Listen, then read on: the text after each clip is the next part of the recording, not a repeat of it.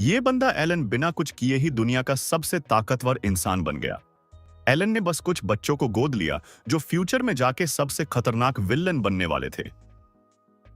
उनके एडॉप्शन के बाद वो बच्चे हर किसी को मारने लगे जो एलन के लिए कुछ बुरा करता या फिर जिससे एलन की लाइफ खतरे में आ सकती थी। यहां तक कि अगर कोई एलन को नींद से भी उठाता तो वो उसे भी मार देते। और यहां तक कि उन्होंने एलन के फादर और दोनों भाइयों को भी मार दिया क्योंकि वो एलन को बुली करते थे। और एलन ऐसे ही फैमिली हेड भी बन गया। और एलन को खुद नहीं पता है कि ये सब उसके बच्चे कर रहे थे। जीने के पास इतनी पावर है कि वो मिलकर एक पूरे किंगडम को भी खत्म कर सकते हैं। पर एलन को तो लग रहा था कि उनके बच्चे आराम से अपनी लाइफ एंजॉय कर रहे हैं। पर एक दिन जब एलन एक पार्टी में जाता है, वहां पर हर कोई इंसान एलन को अवॉइड करता है क्योंकि उनके नजरों में एलन एक क्रूएल डीमन है। पर वही पार्टी में एक खूबसूरत लड़की को एलन बहुत पसंद आता है और वो एलन से बात करने के लिए उसके पास आती है।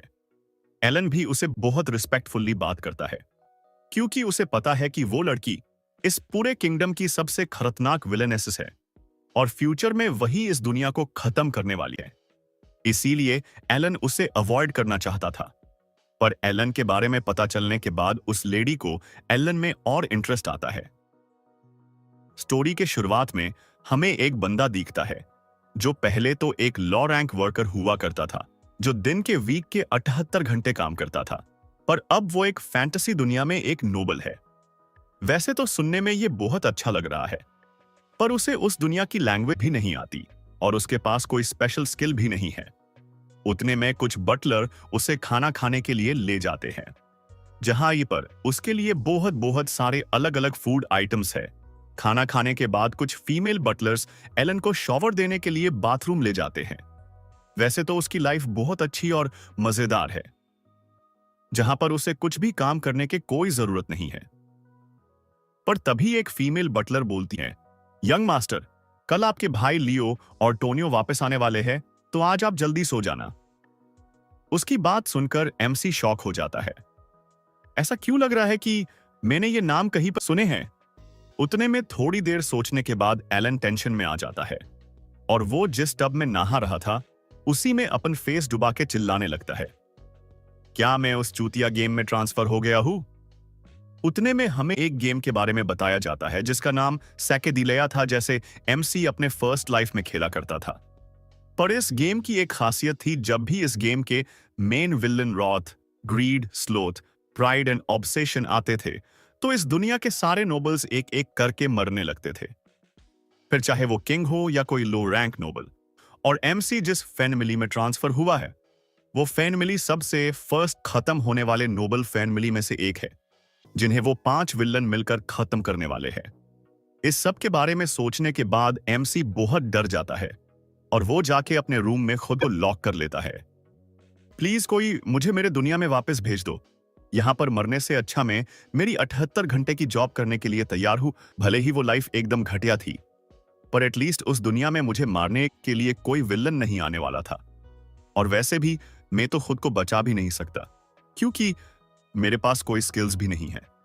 तभी स्किल्स के बारे सोचते ही एमसी को याद आता है कि उसे तो फ्यूचर के बारे में सब कुछ पता है, तो वो इस इंफॉर्मेशन को यूज करके दुनिया में जो जो बुरा होने वाला है वो होने से पहले ही रोक सकता है। और ऐसी वो प्लान करता है कि वो फ्यूचर में जो बच्चे विलन बनने वाले हैं उन्हें अडॉप्ट करके उनका फ्यूचर बदल देगा। उतने में सीन फिर से शिफ्ट होता है और हमें 2 मंथ बाद का सीन दिखता है जहां पर हमें एलन दिखता है जिसे उसका नाइट इवान उसे बताता है, सर जैसा आपने कहा था हमने ह्यूमन टेस्टिंग सेंटर से ऑनरफन बच्चों को बचा लिया है और उन्हें हमारे ऑर्फनेज में रखा है, जैसे यूटिया नाम की लड़की मैनेज कर रही है।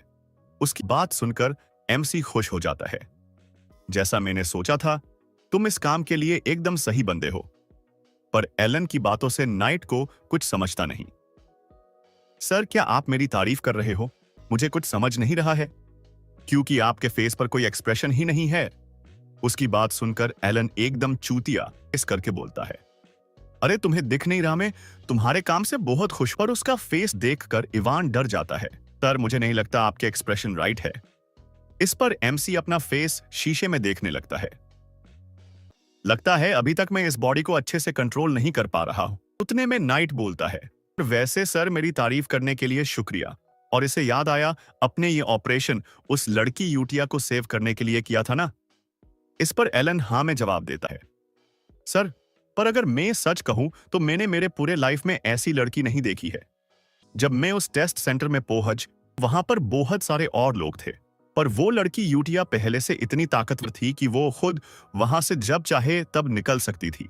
पर उसने ऐसा कुछ भी नहीं किया, और मुझे यही बात कब से समझ नहीं रही है, और अपने उसे यहां पर क्यों नहीं लाया। आपको नहीं लगता उस लड़की को आप यहां पर और अच्छे से यूज कर पाते? उसकी बात सुनकर एलन सोचने लगता है, इवान सही बोल रहा है। अगर मैं यूटिया को यहां पर लाता तो मैं उसे खुद के लिए यूज कर सकता था, पर उसे उस ऑर्फनेज में भेजना मेरे प्लान का हिस्सा है। यूटिया कोई नॉर्मल ह्यूमन नहीं है।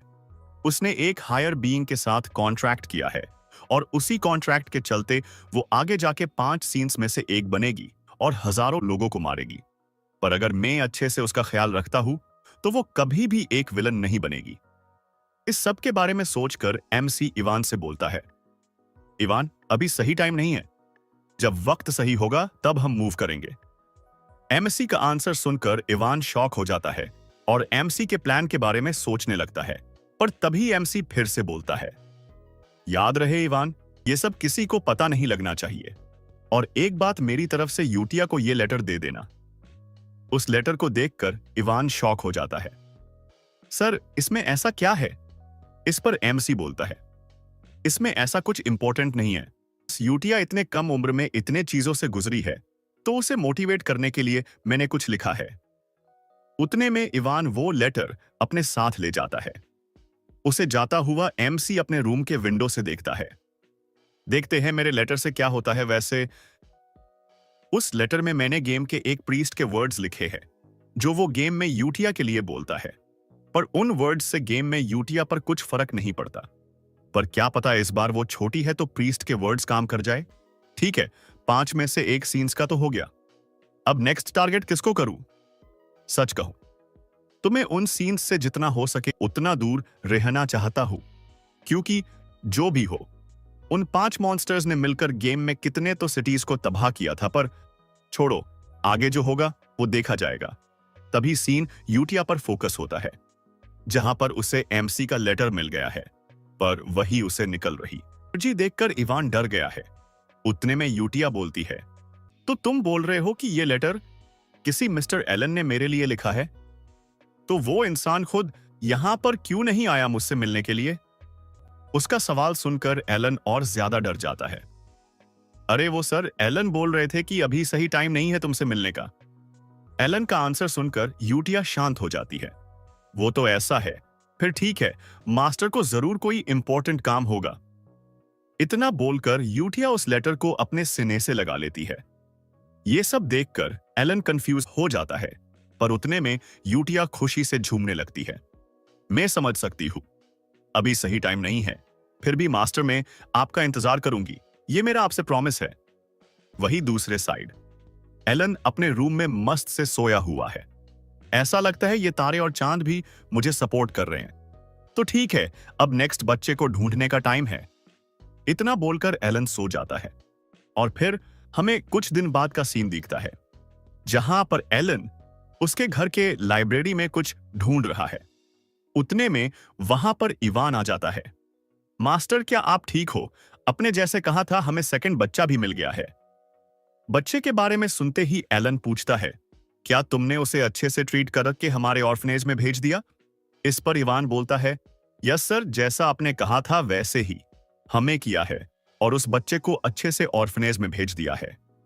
वो दोनों उस बच्चे के बारे में बात कर ही रहे थे कि तभी उस लाइब्रेरी का दरवाजा तोड़कर एक इंसान अंदर आता है। तो कहां है मेरा चूतिया छोटा भाई एलन? उस बंदे का नाम टोनियो है, और वो एमसी का दूसरा बड़ा भाई है। उतने में वो एमसी के पास जाता है। अबे एलन, तेरे जैसा अनपढ़ गवार इंसान लाइब्रेरी में क्या कर रहा है? मैंने सुना आजकल तू बहुत पढ़ने लगा है। उसका भाई ये सब बोल ही रहा था, पर एमसी उसे किसी बात का रिप्लाई नहीं दे रहा था। ये देखकर उसके भाई को बहुत गुस्सा आता है। ओए चूतिया, क्या तू भूल गया मैं तेरा बड़ा भाई हूं? और मैं तुझसे कुछ पूछ रहा हूं तो मेरे सवालों का आंसर दे। उसकी बात सुनकर एलन अपना सर झुका के उसे ग्रीट करता है। ऐसा लगता है मेरे महान बड़े भाई को ये लाइब्रेरी यूज करनी है, तो मैं यहां से चला जाता हूं। उसे ऐसा देखकर उसका भाई उसके सर पर पैर रखता है। तो तुम समझ गए ना, इस घर में तुम्हारी जगह कहां पर है। वो ऐसा कुछ कर ही रहा था कि तभी उसके साइड से एक नाइफ गुजरती है और पीछे से एक इंसान बोलता है, तुम दोनों इंसेक्ट यहां पे इतना शोर क्यों कर रहे हो? अगर तुम दोनों कल का सूरज देखना चाहते हो तो चुपचाप रहो, नहीं तो मैं तुम दोनों को मार दूंगा। ये बंदा एलन का सबसे बड़ा भाई है, लियो। उतने में वो दोनों भाई एक दूसरे से लड़ने लगते हैं। क्या बोल रहा था तू? किसको मारेगा? आ देखते हैं कौन किसको मरता है। वही ये चांस देखकर एमसी धीरे धीरे वहां से जाने लगता है। ये दोनों भाई एक दूसरे से फैमिली हेड के पोजीशन के लिए लड़ाई कर रहे हैं।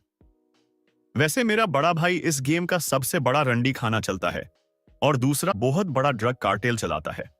और सच कहूं तो मैं इन दोनों से भी जितना हो सके उतना दूर रहना चाहता हूं, क्योंकि मुझे तो बस एक नॉर्मल लाइफ जीनी है।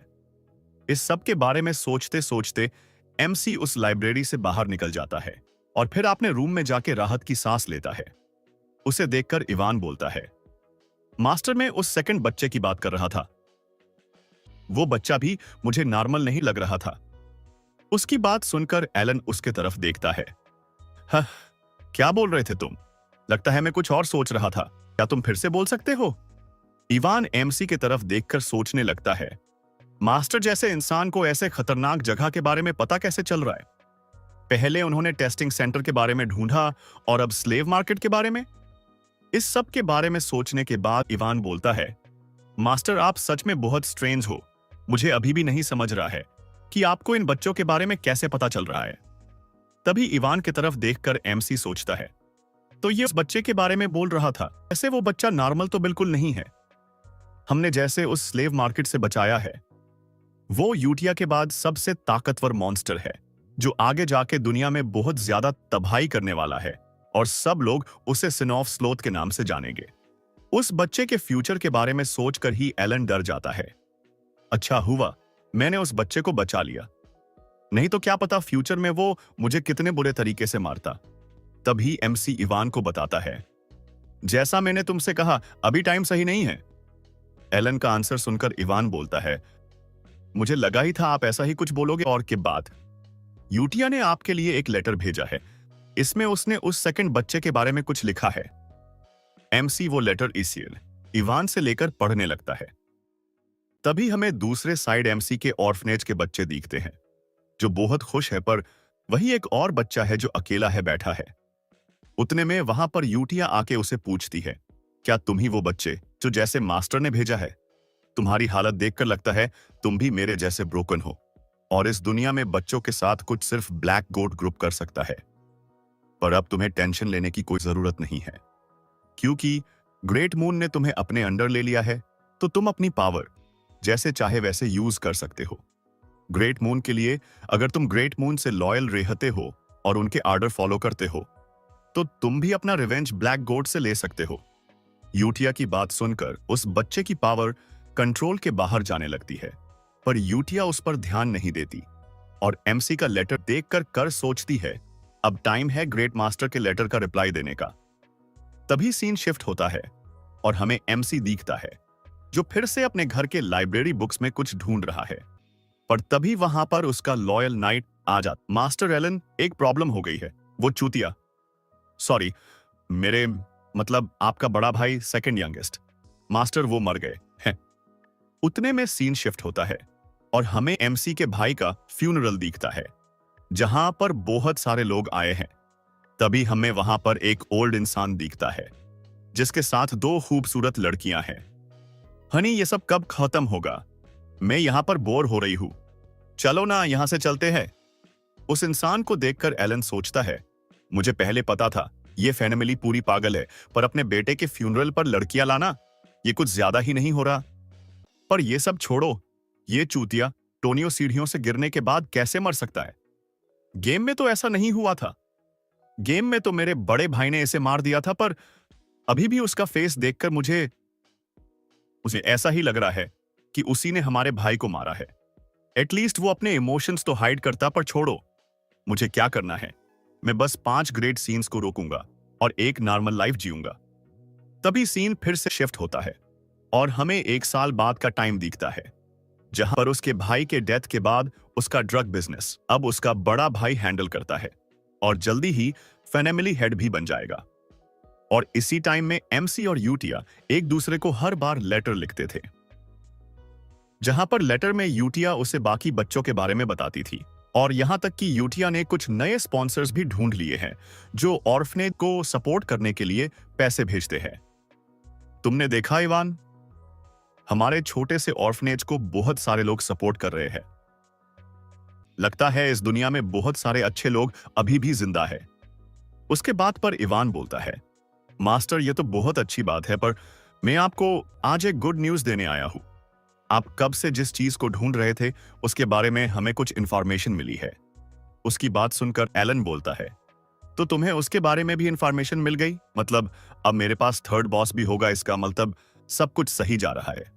और अब वैसे भी और बुरा हो भी क्या सकता है। तभी हमें दूसरे साइड रात के टाइम पर एक ड्रग कार्टेल के कुछ लोग दिखते हैं। तुम्हें नहीं लगता ये लियो मास्टर बहुत अच्छा है? वो हर बार हमें अच्छे रिवॉर्ड्स देता है। अपने पार्टनर की बात सुनकर दूसरा बंदा बोलता है, तुम सही बोल रहे हो। और तुमने एक बात नोटिस की, हमारी ऑर्गेनाइजेशन अब पहले से ज्यादा बड़ी हो गई है। वो दोनों ये बोल ही रहे थे कि उतने में उनके सामने उन्हें कुछ कार्टेल के लोग दिखते हैं जो फ्लोर पर मरे पड़े हैं और बाकी जो बचे हैं वो खुद के ऊपर ही नाइफ ताने हैं। तभी उसका पार्टनर भी खुद के 100 ऊपर गले के ऊपर नाइफ पकड़ लेता है और अगले ही पर कार्टेल के लोग खुद के हाथों से खुद की जान ले लेते हैं। वही एक गली से ये सब एक बच्चा चुप कर देख रहा होता है। तभी वहां पर यूटिया आ जाती है। आज का पपेट शो देखकर मुझे मजा आया। उतने में उसकी बात सुनकर वो बच्चा बोलता है, यूटिया ये सब करने के पीछे हमारा क्या रीजन है? इस पर यूटिया बोलती है, क्या हुआ, क्या तुम अपना बदला नहीं लेना चाहते इन सब से? उसकी बात सुनकर वो बच्चा फिर से बोलता है, इनका और मेरे बदले का क्या रिलेशन है? ये लोग तो बस ड्रग्स बेचते हैं। उतने में यूटिया फिर से बोलती है, ये सब हमारे मास्टर के प्लान का हिस्सा है। हम ये सब उनके वापसी के लिए कर रहे हैं। हमें उनके स्वागत के लिए और भी बहुत कुछ करना है। इतना बोलकर वो दोनों वहां से जाने लगते हैं। ये सब मास्टर जैसा चाहते हैं वैसा ही होगा हमारा। ब्लू मून मास्टर की सोर्ड बनेगा। इतना बोलकर वो वहां से चले जाते हैं और उन्हें जाने के बाद हमें फ्लोर पे एक मून का सिंबल दिखता है। और तभी सीन 2 ईयर्स बाद पर शिफ्ट होता है, जहां पर एमसी मैजिक कंट्रोल की प्रैक्टिस कर रहा है। उतने में वहां पर थका हारा इवान आता है। मास्टर, मैं आपको कब से ढूंढ रहा था और आप यहां पर थे। वैसे मास्टर, मेरे पास आपके लिए एक गुड न्यूज है। अपने 5वें बच्चे को भी बचा के ऑर्फनेज भेज दिया है। यह न्यूज सुनकर एलन खुश हो जाता है, क्योंकि अब उसने गेम के 5 विलन्स को बचा लिया है। तभी एमसी इवाने काम के लिए उसे स्वीट खिलाने लगता है। तो कौन है मेरा लॉयल डॉग? ये स्वीट कौन खाएगा? इतना बोलकर एमसी वो स्वीट ऊपर की ओर फेंकने लगता है, पर इवान सच में किसी डॉग के जैसे उन्हें पकड़ के खाने लगता है। इवान, तुमने बहुत मेहनत की है मेरे लिए, तो अब तुम कुछ टाइम तक रेस्ट कर सकते हो। एमसी की बात सुनकर इवान बोलता है, तो क्या अब मेरा काम खत्म हो गया? इसका मतलब अब मैं जितना चाहे उतना रेस्ट कर सकता हूं? इस पर एमसी भी उसे हां में जवाब देता है और यह सुनते ही इवान जमीन पर लेट जाता है। फाइनली अब सब खत्म हो गया। क्या अब आप खुश हो मास्टर? इस पर एमसी फिर से हां में जवाब देता है और इवान को उसके फेस पर स्माइल दिखाता है। तुम देख रहे हो, मैं सच में बहुत खुश हूं। इतने में एमसी भी जमीन पर लेट जाता है और सोचता है, मुझे नहीं लगा था यह सब इतने जल्दी खत्म हो जाएगा। गेम में जो 5 बच्चे विलन बनने वाले थे, अब वो सब ठीक है और अच्छी लाइफ जी रहे हैं, तो अब किसी को कोई खतरा नहीं है। अब मैं इस दुनिया में बहुत टाइम तक जिंदा रहूंगा और एक अच्छी नॉर्मल लाइफ जीऊंगा। एलन ये सब सोच ही रहा था कि उतने में इवान उसे एक लेटर देता है। उस लेटर को देखकर एमसी इवान से पूछता है, तो आजकल ऑर्फनेज के बच्चे कैसे हैं?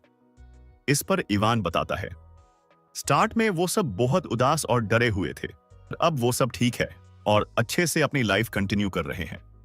इवान की बात सुनते सुनते एमसी यूटिया का लेटर ओपन करता है। अच्छी बात है, वो सब नॉर्मल हो गए हैं। इस सब के पीछे यूटिया है। मुझे नहीं पता था कि अच्छी केयर टेकर बन सकती है। जरूर ये सब उनके सेम बैकग्राउंड के वजह से हुआ होगा। एमसी इस सब के बारे में सोच ही रहा था कि तभी इवान उसके पास आके यूटिया का लेटर पढ़ने लगता है। उस लेटर में उसने कुछ स्पेशल नहीं लिखा है, बस ऑर्फनेज और बाकी बच्चों के बारे में लिखा है। और वो सब खुश है, पर लेटर पढ़कर एमसी खुश हो जाता है। अच्छा हुआ वो सब एक नॉर्मल लाइफ जी पा रहे हैं। बच्चों के लिए इसे इंपॉर्टेंट और हो भी क्या सकता है। उतने में एमसी की बात सुनकर इवान उसे पूछता है, तो मास्टर, आप बच्चों से मिलने के लिए कब जा रहे हो? आप हर लेटर में बताते हो कि अभी राइट टाइम नहीं है, तो ये आपका राइट टाइम कब आने वाला है? इवान का सवाल सुनकर एमसी सोचने लगता है। सच कहूं तो मैं उन पांचों से मेरे लाइफ में कभी नहीं मिलना चाहता। भले ही वो सब अब एक नॉर्मल लाइफ जी रहे हैं, पर वो बच्चे बिल्कुल नॉर्मल नहीं है। और उन्होंने जो गेम में किया था वो सोचकर तो मुझे अभी भी उनसे डर लगता है। इस सब के बारे में सोचकर एमसी बोलता है, क्या पता अभी टाइम सही नहीं है, तो मैं उनसे कुछ साल बाद मिलने जाऊंगा। एमसी का आंसर सुनने के बाद इवान भी कुछ नहीं बोलता, पर एमसी फिर से सोचने लगता है, उनसे मिलने से पहले मुझे मेरे मैजिक स्किल्स इंप्रूव करने हैं, जिसमें मैं खुद को प्रोटेक्ट कर सकूं। इतना सोचकर एमसी अपनी मैजिक स्किल के प्रैक्टिस करने लगता है। पर उतने में इवान फिर से बोलता है, मास्टर, क्या ब्लू मून के बारे में कुछ सुना है? पर एमसी को उनके बारे में कुछ नहीं पता है। तभी इवान उसे बताता है, ब्लू मून एक ऑर्गेनाइजेशन है जो आजकल कुछ क्रिमिनल्स को मार रही है। यह सुनकर एमसी बोलता है, तो इसमें क्या, ये तो अच्छी बात है, वो कुछ बुरे लोगों को ही तो मार रहे हैं। पर तभी इवान फिर से बोलता है, पर मास्टर, मैंने सुना है वो कुछ नोबल्स को भी मार रहे हैं। मुझे लगा आपको उनके बारे में कुछ पता होगा। इस बार इवान की बात सुनकर एमसी डर जाता है। मुझे उनके बारे में कुछ भी नहीं पता है, पर अब से तुम मेरे साथ ही सोओगे, मुझे मेरे ही रूम में। उतने में सीन शिफ्ट होता है और हमें एमसी का ऑर्फनेज दिखता है, जहां पर यूटिया बोलती है, चलो फिर ब्लू मून की वीकली मीटिंग स्टार्ट करते हैं। यूटिया की बात सुनते ही एक बिली जैसी लड़की बोलती है, मैंने सारे स्लेव ट्रेड हेड्स को मार दिया है। इस लड़की का नाम सोलोरंग है। गेम में उसे प्राइड के नाम से जानते थे। उतने में एक ग्रीन हेयर वाली लड़की बोलती है, सोलोरंग के सारे प्रूफ्स को मिटा दिया है और विक्टिम्स के बॉडी को जला दिया है। इस लड़की का नाम रिने है और गेम में उसे ग्रीड नाम से जानते थे। तभी साइड में बैठा एक लड़का बोलता है, मीन साउथ में सारे चीजों हैंडल कर लिया है, कुछ इल्लीगल ह्यूमन टेस्टिंग्स सेंटर्स और ड्रग कार्टेल्स को मैंने खत्म कर दिया है। इस बच्चे का नाम राडन है। इसे गेम में सिन ऑफ ऑब्सेशन के नाम मिला था। तभी उन सब की रिपोर्ट सुनकर यूटिया बोलती है, तुम सब बहुत अच्छे से ऑर्डर फॉलो कर रहे हो, याद रहे हम ये सब ग्रेट मून के लिए कर रहे हैं। पर उतने में दो विलन बोलता है, मुझे लगता है एक प्रॉब्लम है, हमारे मास्टर जहां पर रहते हैं वहां पर मुझे ये नोट मिला है, इस पर मास्टर के लिए एक डेंजरस ऑर्डर लिखा है। इस नोट से लगता है एल्डेस्ट सन मास्टर को टारगेट करने वाला है। उसकी बात सुनकर यूटिया को बहुत गुस्सा आता है। तो वो हमारे मास्टर को मारना चाहता है? उसे क्या लगता है वो कौन है? यूटिया का गुस्सा देखकर बाकी सीन्स भी डर जाते हैं। पर तभी सीन फिर से 2 साल बाद पर फोकस होता है, जहां हिस्सी का फादर भी मर गया है। उनकी बॉडी देखकर एमसी सोचता है, ये तो होने वाला था, और वैसे भी ये इंसान फादर के नाम पर एक धब्बा था। उतने में एमसी अपने भाई की तरफ देखता है। वो कुछ लोगों से ब्लू मून के बारे में बात कर रहा है। अपने भाई को देखकर एलन सोचता है, उन्हें देखकर लगता है ब्लू मून सच में बहुत डेंजरस है। पर एमसी इस बात पर ज्यादा ध्यान नहीं देता और फ्यूनरल रूम से जाने लगता है। पर वही उसका भाई भी एमसी पर नजर रख रहा है। पर जैसे ही एमसी वहां से निकलकर अपने रूम में जाता है, तो वो अपना सामान एक सूटकेस में भरने लगता है। उसे ऐसा कुछ करता देख इवान कंफ्यूज हो जाता है, मास्टर, आप ये सब बैग में क्यों भर रहे हो? पर उतने में बैग भर के एमसी बोलता है, इवान, हम दोनों यहां से भाग रहे हैं। उसकी बात सुनकर नाइट शॉक हो जाता है। क्या हम सच में यहां से हमेशा हमेशा के लिए जा रहे हैं?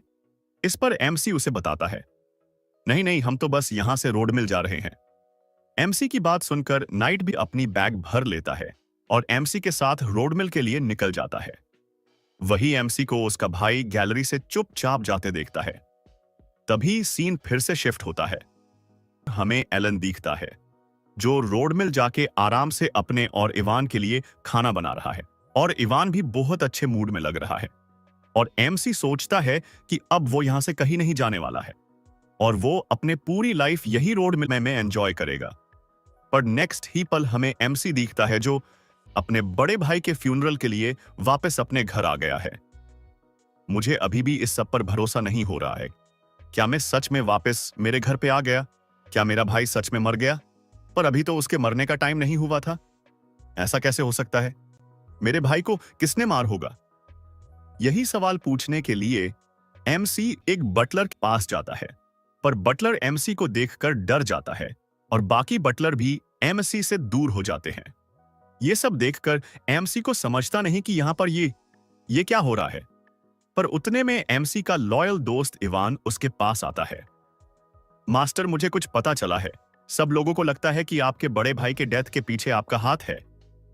इवान की बात सुनकर एमसी शॉक हो जाता है और उसे समझ जाता है कि क्यों सब लोग उसे डर रहे हैं। तभी सीन कुछ दिन पहले पर शिफ्ट होता है, जहां पर रोडमिल जाते वक्त इवान एमसी की तरफ देखता है। मास्टर, आपको नहीं लगता रोडमिल जाने से अच्छा हम किसी बड़े शहर जा सकते हैं? उसकी बात सुनकर एमसी सोचता है, हम ऐसा नहीं कर सकते। कोई भी शहर अब सेफ नहीं है। मैंने जैसे तैसे उन 5 डीमंस को बचा लिया है, पर अभी भी मुझे नहीं लगता कि सब कुछ ठीक हो जाएगा, और इसीलिए रोडमिल जाना सबसे बेस्ट है। मैंने पूरे ओरिजिनल स्टोरी में वहां पर कुछ भी डेंजरस होता हुआ नहीं देखा है। मेरे जैसे के लिए वो एकदम सही जगह है। मैं मेरी बाकी की जिंदगी वहां पर आराम से काट सकता हूं। एमसी की बातें इवान के सर के ऊपर से जाते हैं, पर वही दूसरे साइड एमसी के भाई की नजर उन पर ही होती है। अब मुझे क्या करना चाहिए? क्या मैं तुम्हें जिंदा छोड़ दूं या खत्म कर दूं? पहले तो मैंने सोच लिया था कि मैं तुम्हें जहर देकर खत्म कर दूंगा, पर अब तुम सब यहीं पर छोड़कर रोडमिल जा ही रहे हो तो तुम्हें मारने का मेरे पास कोई रीजन नहीं बचा है। पर मुझे अब भी तुम पर भरोसा नहीं है। अल्मान, एक काम करो, मेरे भाई के कैरेज को फॉलो करो। लियो का ऑर्डर सुनकर अल्मान सीरियस हो जाता है। सर, इसका मतलब आप यंग मास्टर को मारना चाहते हैं? अल्मान का सवाल सुनकर लियो शॉक हो जाता है।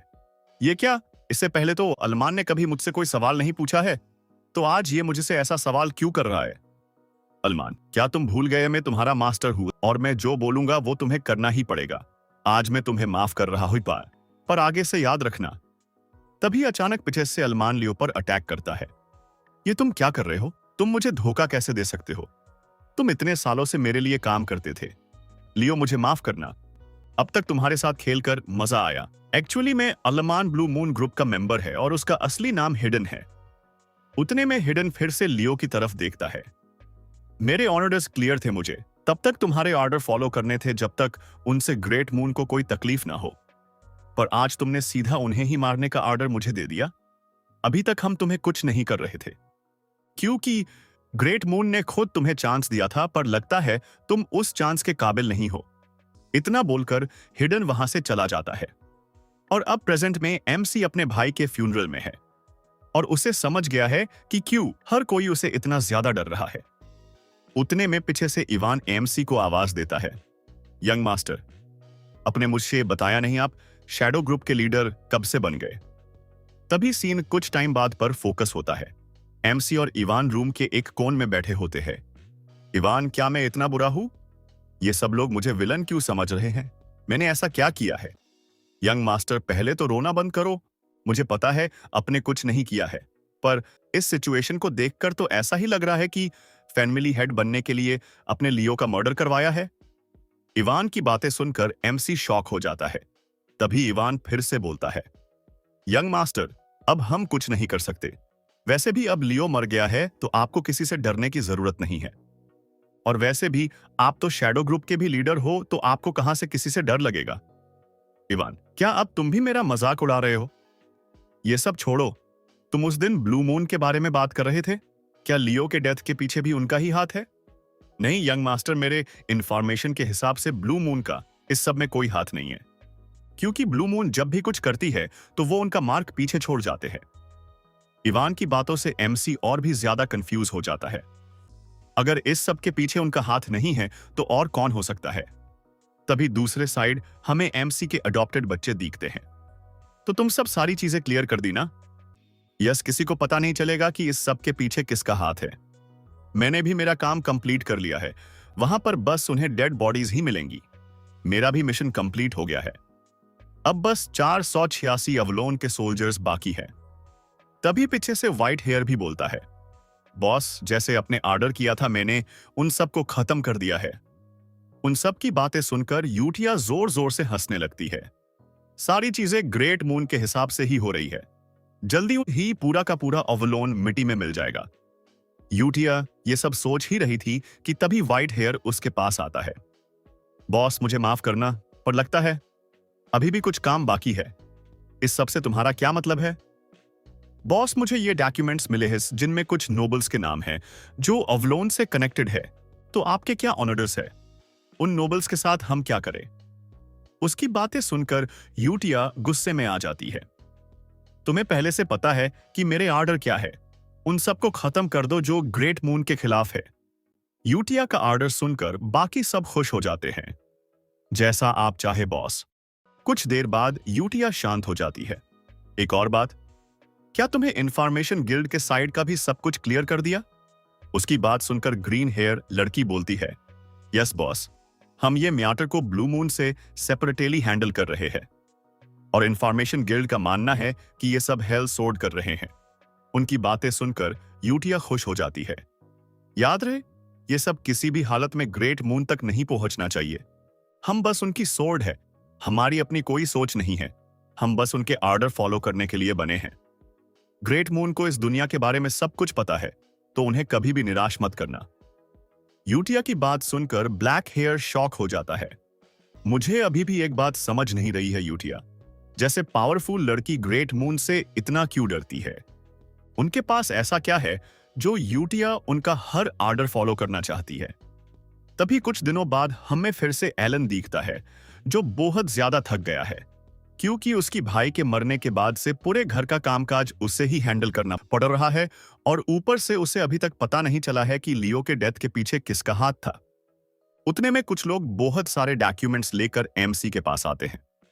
उन्हें देखकर एलन और ज्यादा टेंशन में आ जाता है।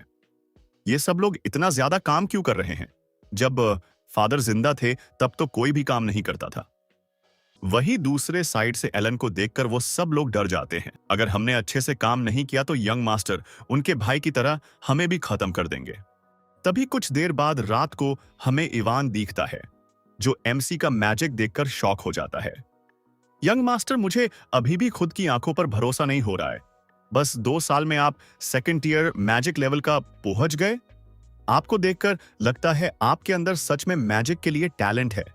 नॉर्मली किसी को भी इस लेवल तक पहुंचने के लिए कम से कम 4 साल लगते। इवान की बात सुनकर एलन सोचता है, इस लेवल तक पहुंचने के लिए मैंने बहुत मेहनत की है और अब फाइनली मैं धीरे धीरे माना कंट्रोल करना सीख रहा हूं। मैंने इस दुनिया के सारे मैजिक ट्राई करके देख लिए हैं, पर मेरे लिए सबसे बेस्ट डिफेंस मैजिक है। पर इस सबसे कुछ भी फायदा नहीं है। मेरा मानव हॉल बहुत ज्यादा छोटा है, इसके साथ में कोई भी पावरफुल मैजिक नहीं कर सकता।